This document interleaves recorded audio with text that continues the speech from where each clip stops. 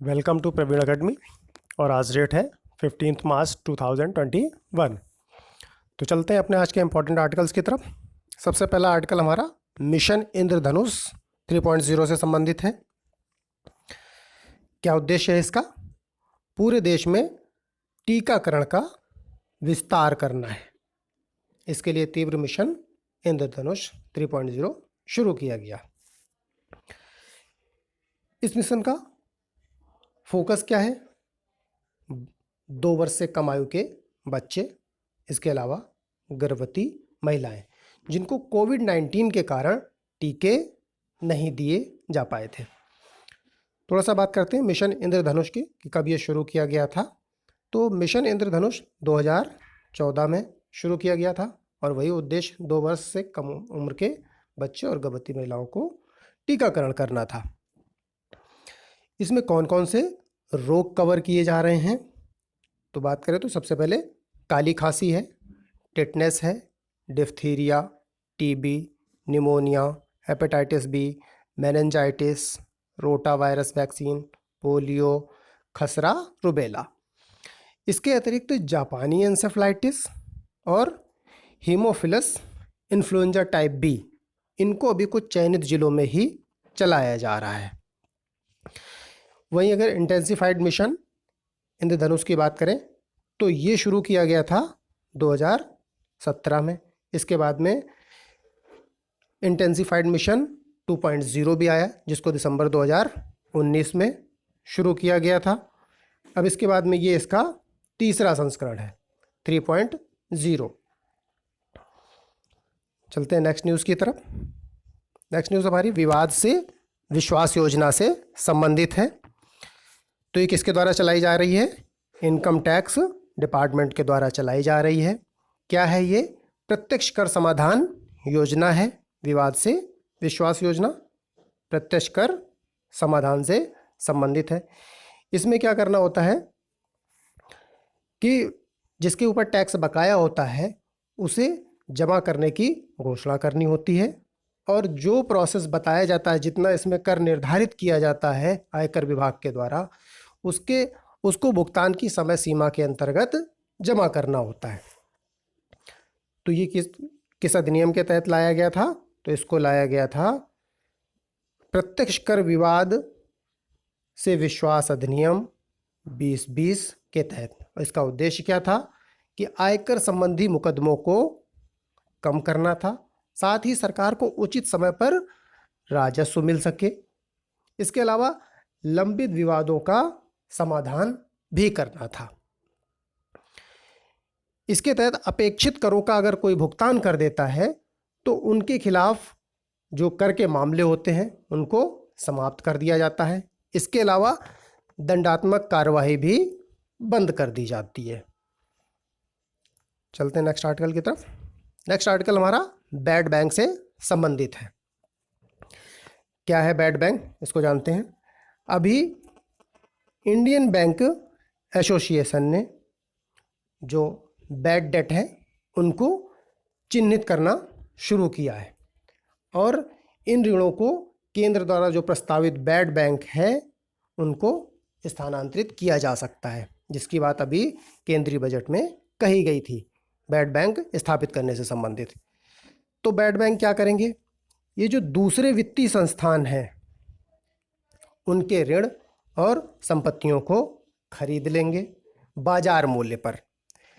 वो कैसी संपत्तियां होंगी? जो एनपीए हो चुकी हैं, यानी नॉन परफॉर्मिंग एसेट्स, यानी 90 दिन तक जिनका जो है ना ही मूलधन वापस होता है और ना ही उन पर इंटरेस्ट वापस होता है, तो वो एनपीए होना मान लिया जाता है ऐसी एसेट को। नेक्स्ट आर्टिकल देखते हैं। हमारा एंटी डंपिंग ड्यूटी से संबंधित है। क्या हुआ अभी हाल ही में? जो अमेरिकी वाणिज्य विभाग है उसने 18 देशों पर जो वहाँ के निर्यातक हैं एल्युमिनियम की चादरों को निर्यात करते हैं उन पर कर लगाने की तैयारी की हुई है, एंटी डंपिंग ड्यूटी लगाने की तैयारी की हुई है। क्यों हुआ ऐसा? तो सबसे पहले डंपिंग को समझ लेते हैं कि क्या होता है। जब कोई देश उत्पाद की कीमत से कम पर उसे निर्यात करना शुरू करता है तो दूसरे देश में क्या हो जाता है? उसकी जो वास्तविक कीमत होगी वहाँ के प्रोडक्ट से उसकी कम होगी, तो उसके देश में इसके माल की मांग ज़्यादा हो जाएगी। तो ऐसी कंडीशन में डंपिंग को रोकने के लिए जो देश होगा वो क्या करेगा, एंटी डंपिंग ड्यूटी लगा देगा। इसी संदर्भ में एक और चीज़ समझ लेते हैं, एक और फैक्ट है काउंटर वेलिंग ड्यूटी से संबंधित, कि उसमें क्या होता है। काउंटर वेलिंग ड्यूटी में निर्यातक देश में सामान के उत्पादकों को कुछ सब्सिडी दी जाती है, और सब्सिडी देने की वजह से क्या होता है, वो माल बहुत सस्ता हो जाता है। ऐसा निर्यातक देश करते हैं। तो आयातक देश में इसके ऊपर क्या लगाया जाएगा, इस सब्सिडी को बैलेंस करने के लिए काउंटर वेलिंग ड्यूटी लगाई जाती है। चलते हैं नेक्स्ट आर्टिकल की तरफ। नेक्स्ट आर्टिकल हमारा एशियाई और संरचना निवेश बैंक से संबंधित है, Asian infrastructure investment bank, AIIB। क्या है अभी हाल में क्या हुआ ऐसा जो ये न्यूज़ में है, केंद्र सरकार और AIB के बीच में $304 मिलियन का एक समझौता हुआ है। किस लिए हुआ है, असम में विद्युत संचार नेटवर्क को अच्छा बनाने के लिए, नेटवर्क के लिए हुआ है।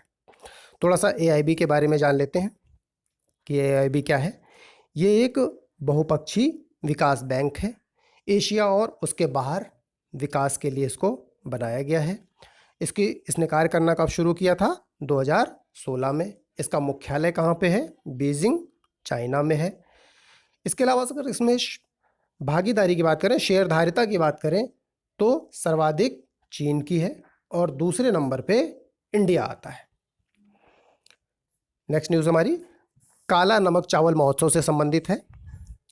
अभी ये महोत्सव का आयोजन सिद्धार्थनगर यूपी में किया गया है। क्या है ये, इसका काम क्या होगा, ये चावल महोत्सव से क्या फ़ायदा होगा। जो हमारा नेपाल का तराई वाला क्षेत्र है और पूर्वी यूपी है जिसमें गोंडा, गोरखपुर ये क्षेत्र भी आ जाएंगे, तो इन क्षेत्रों में इसकी खेती को बढ़ावा मिलेगा ऐसे महोत्सव के आयोजन से। तो बेसिकली इसकी खेती नेपाल के तराई वाले क्षेत्र में उत्तर प्रदेश में होती है। इसके अलावा इसमें पोषक तत्वों की बात करें तो शुगर की मात्रा इसमें नगण्य होती है, इसलिए डायबिटीज़ के पेशेंट इसको आसानी से ले सकते हैं, समस्या नहीं होगी। इसके अलावा जिंक की मात्रा इसमें 21.5% होती है, आयरन 12% होता है, और साथ ही ओमेगा 03 और 06 भी पाए जाते हैं। काला नमक चावल, इसको काला, ये इसकी भूसी काली होती है इसलिए इसको काला नमक चावल कहते हैं। चलते हैं नेक्स्ट आर्टिकल की तरफ। नेक्स्ट आर्टिकल हमारा इंडोनेशिया का माउंट सिनाबुंग से संबंधित है। तो ये पता ही चल गया कि माउंट सिनाबुंग कहाँ पे है, इंडोनेशिया में है। और ये क्या है, एक ज्वालामुखी पर्वत है। न्यूज़ में इसलिए है क्योंकि अभी इसमें फिर से एरप्शन शुरू हो गया है। इसके पहले 2010-15 कई बार और एरप्शन हो चुका है, लेकिन इससे पहले ये करीब 400 वर्ष तक साइलेंट था, बिल्कुल इसमें कोई भी एरप्शन नहीं हो रहा था।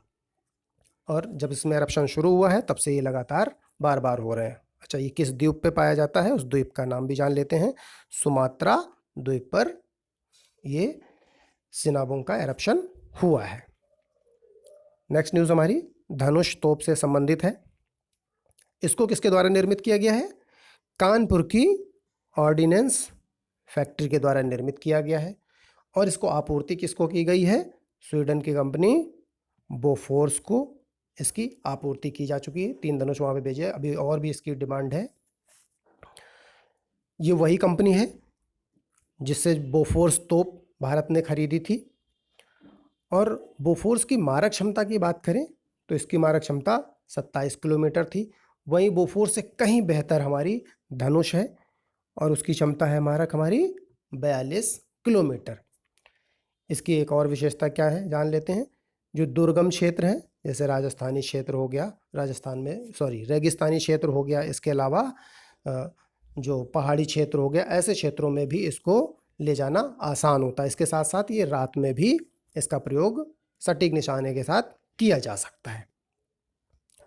बस आज के लिए इतनी न्यूज़ है। Thank you.